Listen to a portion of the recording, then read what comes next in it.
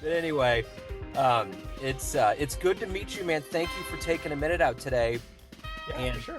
before we get into your work and your life, I want to know, we're coming up on the 4-year anniversary of the pandemic. How did you survive it, and how did it change you? Oh man. Um that could be a controversial question, Joe. But I guess we're in the show, right? I, So I'm I am willing to risk it. yeah, for sure. I'm with you. I I'd say we survived in a nutshell. We actually flourished during that time because we were doing live events in our business. And then we quickly shifted to virtual events before everyone and anyone did. I'd say within 6 weeks of like day one, we were able to solve the problem.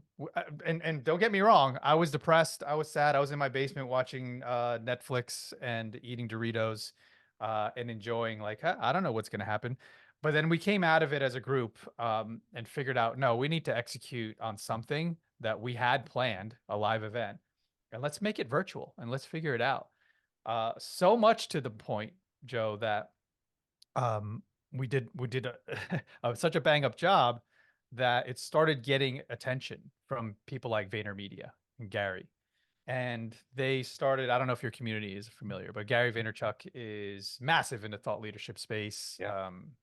And he owns a company called VaynerMedia, and then probably six or seven all with the Vayner name in it. But at the time, he was growing a company called the Sasha Group, which is a small to mid-size version of VaynerMedia, and they came into our community. They spoke. They were one of our keynote speakers on the virtual stage, um, and we were able to help cross promote. What they were doing and building the community, and then like bring us some of our community over to their community, and then they started to take meetings with me and ask for advice. That was so surreal. Where I'm sitting in a call with the VPs, with the chief marketing officers, whoever it was, and they're asking me like, "How are you doing this? How do we do virtual events?"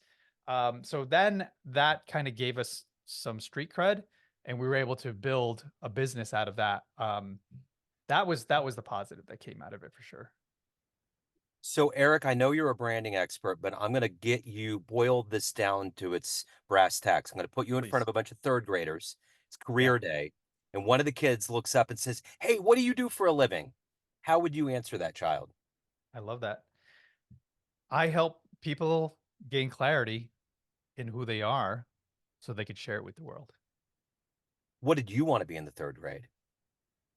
Man, I wanted to work for Marvel Comics. I wanted to draw comic books, yeah, for a living. I couldn't even begin to imagine like is that people make money doing that? The stuff that I love, enjoy every single day. Yeah, that's what got me into art and being You know, I creative. was I was a big comic books fan when I was a kid. And I remember the one comic book that really touched me was when my best friend growing up, his name was Matt. He always had an IV that he would have to hook up to. He was a regular kid. We go out and play, come in. He had issues, liver abscess issues.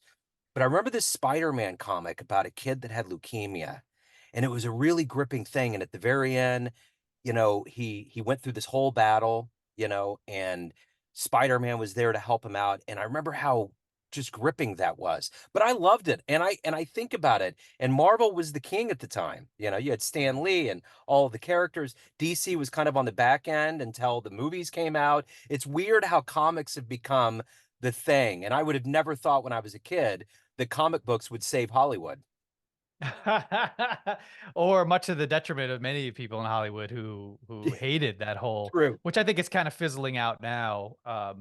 But yeah, I'm with you. Whether it saved it or not, it definitely created a genre worth paying attention to. Talk about brand, like that's my thing. I always use that as a great example of like the underdog, which Yeah. was Marvel, who was bankrupt because nobody was buying enough comics or whatever it was, and then they sold all the rights to their biggest properties like X-Men and Spider-Man, Uh-huh.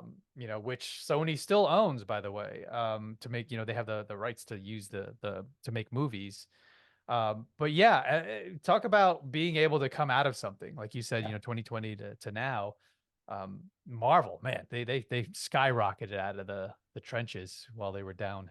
Absolutely. So other than Marvel or comics, What's one of the brands that's out there that you're impressed with? Whether it was a meteoric rise or intuitive rise, what's your favorite? Yeah, I look up to what Elon's doing. I don't know many if many people know this, but Tesla has not put a dollar into marketing. It's all word of mouth. It's all grassroots. Like, and everyone in my neighborhood has a Tesla now. So that's pretty amazing that you're able to build a juggernaut of a brand and based on product and culture, technology. It's he's really just tapped into something that I think I say he's a genius of our time. Like when he dies, people are gonna look, reflect 30 years from now, like we do. The guy who what's his name? My brain is on pause. The guy who created the John Hughes, Yeah, or inventors of the times that we talk about, we revere now. There's going to be that's Elon. He's going to be we're witnessing it live. The guy's alive right now. right. Uh, so it's like people are throwing tomatoes at him, but he's the only one innovating. He's got he's got companies that are sending rockets into space, creating electric cars, digging tunnels from cities to cities. I mean, this guy in a what like people can't even accomplish what he's doing in his lifetime in multiple lifetimes, Yeah, generations. The yeah, one man is doing all this. yeah. Like, let's celebrate that. This guy's a living legend that we're witnessing unfold. It's pretty wild. I think we're too close to it, just like you said. I think we're way too close to what's going on right now because it is like John Hughes films. Like we had no idea that this whole industry of genius just outside of Chicago was going to become the enterprise, you know? Yeah. And it Yeah. did. Yeah, it's pretty amazing, right? Yeah, you're right. It's just we're too in it. But then when we reflect on it, we're gonna be the old guys talking to our great grandkids, going, "I remember when Elon, blah blah Uh, blah." yeah, You knew yeah, Elon Musk? Like I yeah, didn't know personally, but I watched him, be an a hole, or I watched him do some, say crazy things. Yeah, and he has that genius quality to him, right? Like yeah. he's off the chain. You don't know what he's gonna say or do. Yeah, for Yeah, sure. it's So wild. what we can do later on in 20 or 30 years is refer to this podcast and say, "See, we were actually talking about this guy. This actually happened." So, how did this happen? Take me back to where you were born and raised. How did the seeds of branding and helping people find their identity? How did this happen for you? Yeah, great question. So it was really and I don't want to take you too much through my history, but being I'll tie it all into comic books, really. I don't think I've ever done that before, but the I became aware at some point of the hero's arc. And there's a certain story beats. When you watch a lot of television, a lot of movies like I did. I was a latchkey kid. My both of my parents worked. So I'm walking home by myself, through the hood, in the Bronx and Yonkers, where I would just watch TV. That's all I do. And over time, what you begin to notice, especially I was an avid reader, especially of sci-fi, that there's a very specific pattern to these stories, right? Let's take Peter Parker for example. He's the nerdy kid. He can't get the girl. He's struggling. He's getting bullied by Flash Thompson. But at some point, he gains superpowers, but we see his home life, right? The struggles, right? With Aunt May, his Uncle Ben. And then all of a sudden, he has a death in the family, tragedy, right? So right now we're setting up the hero with the challenge the challenges he's having in life, at school, and at home. And then that's very relatable, right? So they were able to create a character unlike Batman, who's a multimillionaire, Superman, who's this bulletproof alien. Peter Parker was us, right? So then we start to set up the hero's next journey, which is he gets these superpowers beyond belief, right? He can crawl on walls and swing from building to building. Wow, that's amazing, right? Now we start to see him winning, but with great power comes great responsibility. There is a curse to the power that he has to become aware of because he did it for money. He was doing it for money, and he I don't know if people know, the story seems like it's very common now, people understand it, but he let an opportunity go, or he was taking too many opportunities, which was the cause of his Uncle Ben dying because he was in it for the money. And then he chose a life of service and he chose a life of being a hero and sacrificing all the things that he wanted, like marriage, having kids, all the things. So like that, and then so we have this arc, right, where it's the beginning, the highs, and then back the lows, and the lesson that was learned.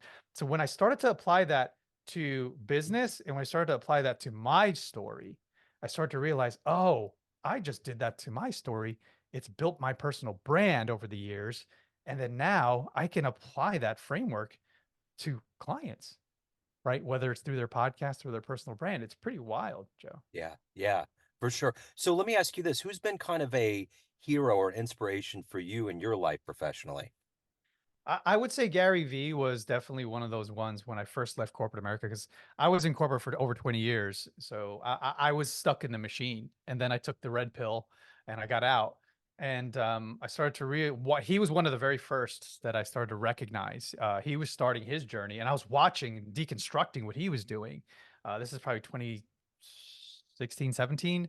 Jab, jab, jab, right hook was like the first book that I read, and then crushing it. But then I start to recognize, oh, he's telling his story like Peter Parker, Yeah, where here he was, a kid from Belarus, immigrant family, came to the States, started selling baseball cards, hustling on the streets, grabbing flowers off people's lawns and selling it back to them. They don't even realize. I was like, wow, this is my life. I did this too. And I just started to kind of model and took his advice to say, uh, document your journey. So I just yeah, started hitting record on my life and putting it out there without a real crystallized plan, but it was enough to get people to recognize, like, oh, we need Erik for XYZ, yeah. podcasting or branding or whatever it is. So yeah, it's he's one of the early ones for sure. So in the realm of podcasting, what was the first podcast you got addicted to? One that just blew you away? Oh man, I wouldn't say for entertainment value. It was for info. It was for information.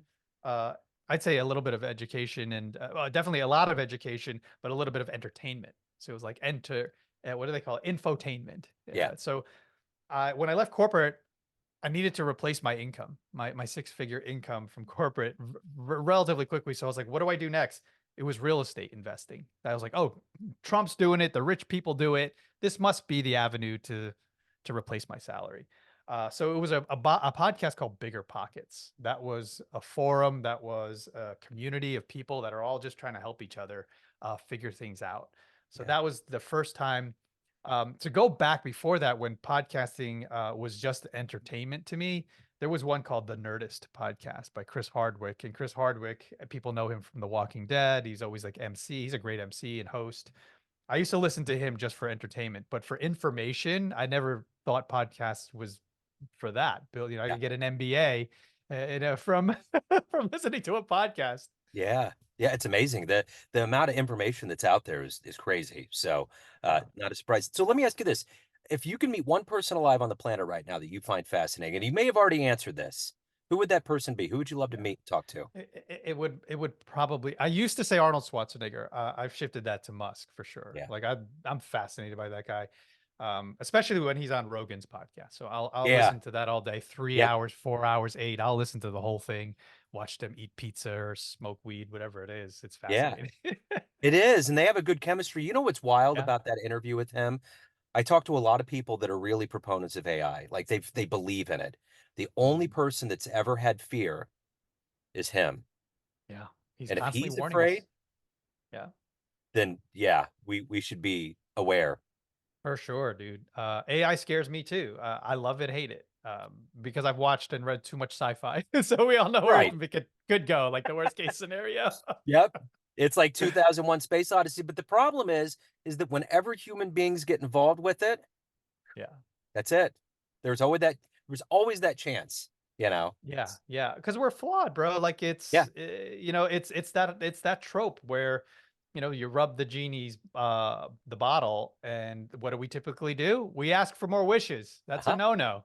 Yeah. So it's like we let the genie out of the bottle. We're asking for more wishes. We'll see where it Yeah, goes. that's it. So let me ask you this. You're obviously highly motivated. You've been highly motivated your whole life. What is that motivation right now in 2024 that gets you out of bed, that not only makes you make the client happy, but to evolve as a human yourself? Uh I'll say it in its simplest form, and then I'll provide context. But honestly, it's my faith, my faith in God, my coming back to Jesus moment has really changed my life because my purpose when I left corporate was really to replace my salary, make money, make more money, and then um, and then eventually, Simon Sinek came into my life. It's like, hey, you got to find your why. So my why and my purpose became my family. So it's like I'm gonna make money so that I can provide, put food on the table, and create a happy life for my little girls. That was the purpose. But it's become greater than that, Joe. It's becoming bigger than that because now that is in a place where I feel confident, I feel comfortable. Um, what's the next thing? What's the next thing? So I was meditating. I was a I still Tony Robbins, Jim Rohn, all the guys, Earl Nightingale, all the guys. What I started to recognize was everything they say is based off one thing, and that is scripture. It's the highest selling book of all time, right? And I'm like, wow, they're all just regurgitating what Jesus Christ was saying, those things. So I was like, let me just go back to the source. And as I started to unfold and read, that's when I started to develop a connection, a relationship with God, and a bigger purpose than myself. And getting up every morning knowing this isn't necessarily about me or my clients, but it's the collective. So like it's and the mission that Jesus and God are always throughout the whole, from Old Testament to the New, it's always that to me the thread that goes throughout all of it is love. It's Yeah. plain and simple. It's Yeah. love. And I'm like, that's my mission is just to continue spreading it, to continue giving it, to continue receiving it. That's my mission, brother. It's very powerful. And thank you for asking. You know, what's interesting too about that is that all of the major religions that humans are a part of all have that same streamline. It's Yeah. about, the unconditional, non-judging love that we can do with the deity and, the sun and all. It's amazing how all of them are so similar and we're all going towards the same thing. Yeah, yeah. Whenever you hear any other, and I have high respect for any and all religions, I have no judgment here. We live in New Jersey, and we are about 10 minutes or less to the largest Hindu temple in the world. Wow. Shockingly, right? And I went there, and I was in awe, and just had that feeling that I would have going to my church. Yeah. So it's pretty wild. Like, and it's all the same thing. All their prophets. All of everyone's revered and respected, and it's all the same vibe as what Jesus in Christianity. But yeah, I have a curiosity for all Yeah. for all religions and to see. And like you said, there's one commonality, and that's love. And it's pretty powerful. It moves mountains. For sure. So your clients, you have to dispense good ideas and advice on them. What's the best advice you've ever gotten? Oh man. Oh, so good. I'm trying to go through the catalog, right? For all Yeah. for all of us Gen X boomers, it's The like going through the Rolodex. Rolodex. I'm like, Yes. yeah. I was interviewed on a podcast the other day, and I mentioned Rolodex, and he had to stop to explain. He's like, "Hold on, dude. My audience are a bunch of Gen Zs and millennials." Um, so this one's a little bit. This is very business oriented. But what was one of the best advice I got is this guy James Altucher, and I had him on my show. We became somewhat of friends during that time, and then COVID hit, and he went bananas and had a whole controversial argument publicly with Jerry Seinfeld. Like, it Yeah. was pretty wild to watch all of that unfold. But he said to me on my podcast, he said, Eric, are you looking to build your business to, like to create legacy, or are you looking to sell it? And he has sold many, many businesses. And I said, I would like to sell it. I want a capital event. I want a liquidity event, is what we call it.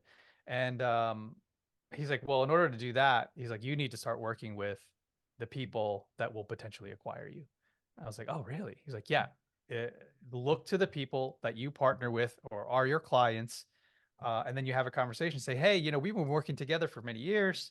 Um, would it make sense for us to kind of like do a little bit more work together, and then just eventually open the door in that conversation to, oh, why don't you guys just consider maybe acquiring us, and then we just become What? So I've been doing that, and I've already dropped the seed here. Is that VaynerMedia we've been working with for a better part of 5 years now. So and I'm positioned there as one of their thought leaders in the podcasting space. So just like Gary is manifesting and putting out there and casting the vision to acquire the Jets, the conversation with he and I, for him to acquire on their brands at some point, um, is in my head. So that's some advice that I was given back in the day, and I'm like, oh, okay, I'm going to put that into motion. That makes sense. So of all of the things that you've done, whether it's an actual event or an idea that you pitched, what are you the proudest of? Oof. Oh man, you ask tough questions. Trying to wake What you am I up. the We're proudest? getting woken up here. Yeah, honestly, it's doing what my mother did. She had no idea she was doing this show, but she was such a hard worker that she would burn the midnight oil. There's probably some issues there. Maybe she didn't want to come home to my dad. Who knows? But that instilled a work ethic in me to grind and to work hard and be passionate about what I do. Because I saw it in her. She wasn't saying the words; she was just displaying that in her actions. So when I left corporate, and during corporate, my oldest her first 2 years of life, I was not a happy person. I was working for someone else, making a lot of money, but making someone else a lot more money, and I was becoming very resentful. And I was just tired of the grind and asking to work on the weekends when there was real no benefit to me. I wanted to be home with my family, recharge. And then when I finally took ownership, I realized, oh, I can do what my mother did and start working to the degree for myself and my own business and display and lead by example to my children so that they can have that instilled in them for their life. So that's what I would say right now. I'm so proud that they're always pointing out like, Daddy, you work a lot, uh, but we love what you're doing. They think I'm famous. I'm like, I'm not famous. They're like, so it's funny because they'll walk in here now. I'm like, oh, who was that guy you were talking to, Joe? So they get excited. It Yep. looks like like television to them. Yep. So yeah, I'm really proud of what I can display and what I can do for a future generation and legacy in my family. So let me throw out a fun question here. We get off the Zoom call, time machine pulls up in front of your house. You can go back in time and see one event in human history with your own eyes. You can witness it. What do you want to see happen?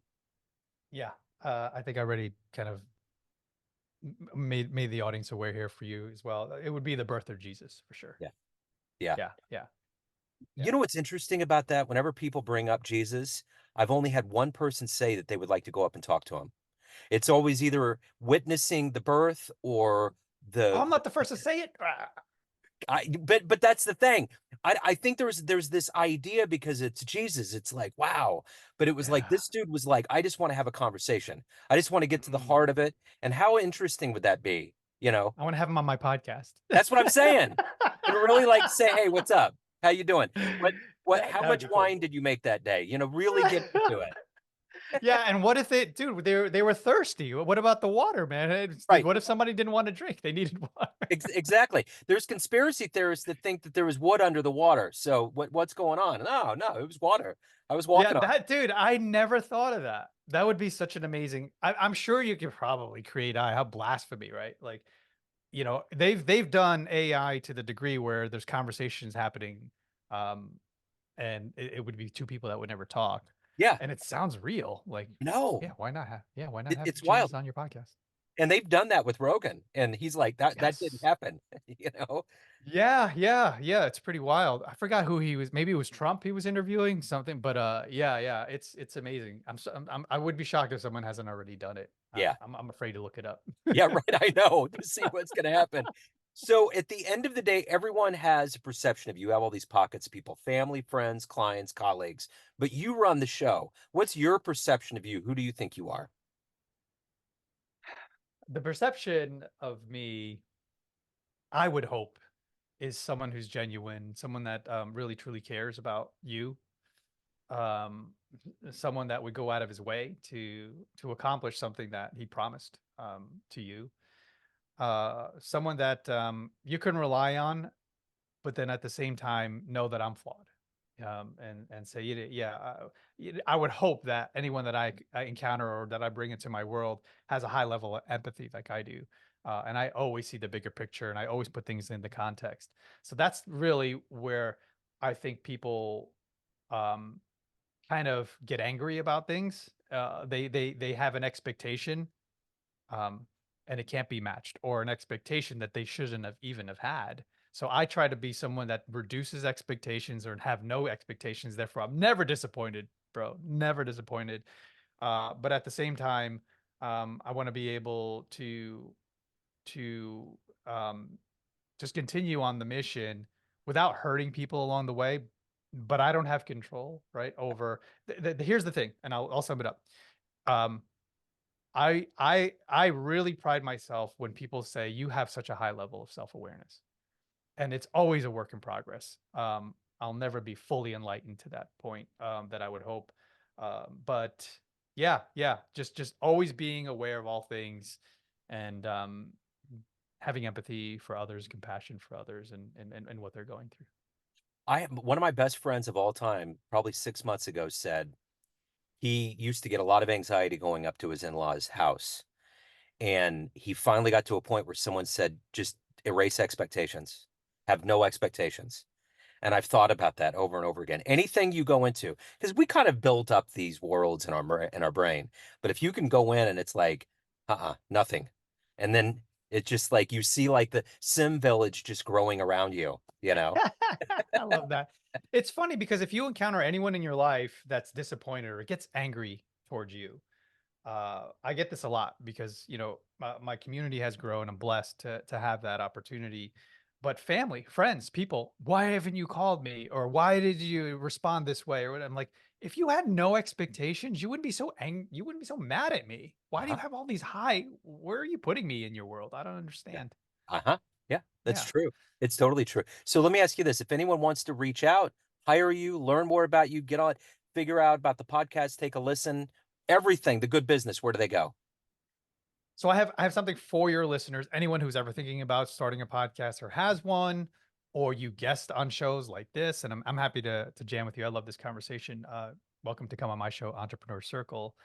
So look out for Joe on that episode. But my website, ericcabral.co/guide, is your opportunity to download a PDF there that's the best practices in being a podcast host and a guest.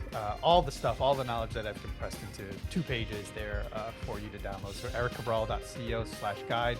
And my name's spelled with a K, so Erik. Right on. Erik, this has been wonderful, man. Thank you so much. And I would love to continue this conversation. So let's do it. We'll get into it. Yeah, appreciate you, brother. Thanks for Thank you, having me. sir. Have a great